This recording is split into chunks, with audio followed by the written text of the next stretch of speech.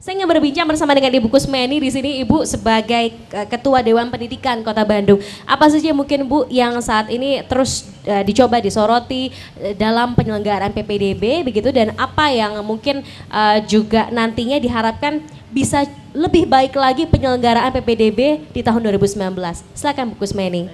Terima kasih. Assalamualaikum warahmatullahi wabarakatuh. Waalaikumsalam warahmatullahi wabarakatuh. Kalau kita menyimak peraturan PPDB yang akan dilaksanakan tahun ini, memang ada beberapa catatan yang ini perlu kemudian disosialisasikan pada masyarakat. Yang pertama tadi saya menambahkan lagi tentang jarak. Jarak ya Bu ya? Karena pada masa lalu pembagiannya ini zonasi tidak seperti sekarang hanya menjadi 4. Kalau dulu per kecamatan, kalau saya per kecamatan. Iya. Artinya pembagiannya tidak sama dengan sekarang, hanya menjadi 4. Tentu ini menjadi satu upaya agar masyarakat itu tidak dibingungkan oleh aturan baru yang diberlakukan, terutama mengenai zonasi. Tadi sudah disinggung, zonasi itu hanya dibagi menjadi 4 zona untuk pola pendaftaran tahun ini, yaitu A, B, C, dan D. Nah ini tentu cakupan luasannya juga akan berbeda. Lalu bagaimana dengan pengetahuan masyarakat?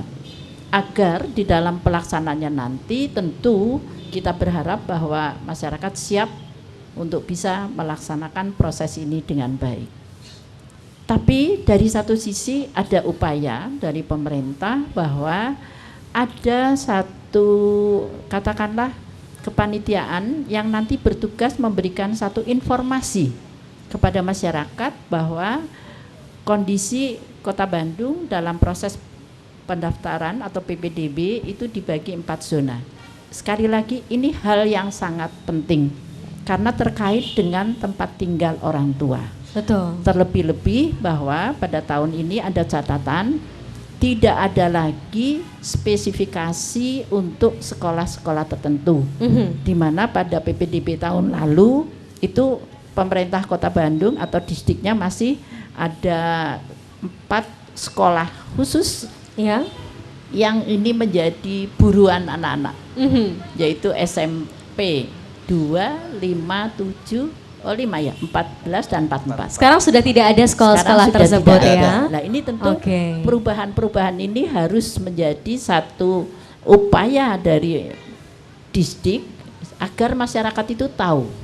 Nah kita bicara mengenai PPDB yang selalu terus menjunjung keadilan begitu ya. Sebetulnya PPDB tahun ini dengan perubahan-perubahan yang ada, apa yang diharapkan begitu nantinya bisa terasa manfaatnya baik itu untuk para siswa maupun juga untuk para orang tua. Mungkin Bu Kusmeni, Bapak mungkin boleh menambahkan, silakan.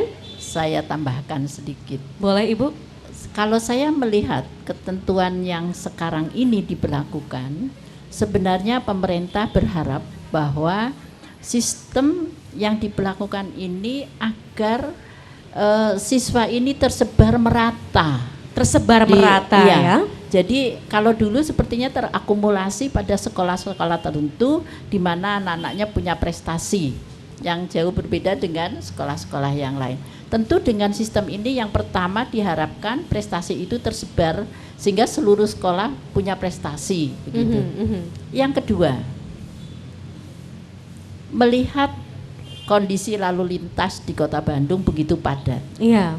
Tentu dengan sekolah dekat ini diharapkan tidak berlomba-lomba banyak mobil yang harus mengantar anaknya sekolah. Karena ini dekat dengan rumah lebih nyaman ya. Rumah, ya. Paling tidak dengan sepeda sudah terjangkau. Ini juga satu upaya di mana memang kondisi Kota Bandung saat ini sangat-sangat padat untuk lalu lintasnya. Tentu ini juga perlu kita apresiasi bahwa ada upaya sehingga sekolah ini tidak kemudian sekolah-sekolah tertentu mau datang atau pulang berduyun-duyun mobilnya parkir saja nggak ada tempat. Begitu. Oke, baik Ibu. Mungkin saya ingin menanyakan sedikit, bisa dijelaskan juga ini mengenai sistem zonasi. Zonasi kan memang saat ini dibagi menjadi 4 wilayah. Sebetulnya gambarannya sendiri seperti dengan sistem zonasi ini seperti apa? Kemudian kalau misalkan kita melihat dari sistem zonasi yang dibagi menjadi 4 bagian, ini dibaginya per wilayah atau seperti apa gambarannya mungkin bisa dijelaskan oleh Pak Edi dan Pak Suratman, silakan. Ya, terima kasih. Pembagian zonasi apa yang disampaikan oleh Pak Suratman itu kita bagi menjadi 4 zonasi. 4 zonasi. Nah, kalau dibagi wilayah Bandung dibagi 4. Ya. Nah, wilayah A itu Bandung Utara. Wilayah A adalah Bandung Ya, Utara ya. ada Teman-teman Kecamatan wartawan boleh di Sumur Bandung dan sebagainya, nanti ada petanya. Yang B Bandung Timur. Wilayah A Ujung Berung, Bandung- Cibiru, itu Cinambo, masuk Bandung Timur ya? Oke. Kemudian Bandung Selatan itu wilayah C, Batu Nunggal, ya Lengkong, Regol dan sebagainya. Nah, baru wilayah Bandung Barat itu wilayah D, Sukajadi, Cicendo, Andir, Bojongloa itu wilayah B, wilayah D. Nah, oke. jadi ketika Bandung dibagi menjadi 4 dengan nama zona A, B, C, D. Nah, kalau kita bagi menjadi wilayah 4 Bandung Utara, Timur, Selatan, Barat, sepertinya berdasarkan pembagian wilayah administratif. Oke. Nah, di situ ada kecamatan, ada kelurahan. Nanti disebut, yang dulu disebut rayonisasi. Nah, makanya kita abaikan itu karena prinsip zonasi tadi itu mendekatkan radius jarak dari rumah ke sekolah. Nah, untuk pemerataan itu setelah kita analisis ada 4 zona, ya. Nah, masing-masing rata-rata tiap zona itu dari 30 kecamatan. Ya. Untuk SMP saja rata-rata satu zona itu ada 15 sampai 18 SMP. Oke. Kalau SD-nya 274 dibagi 4, ya. Sekitar ada 55 sampai 58.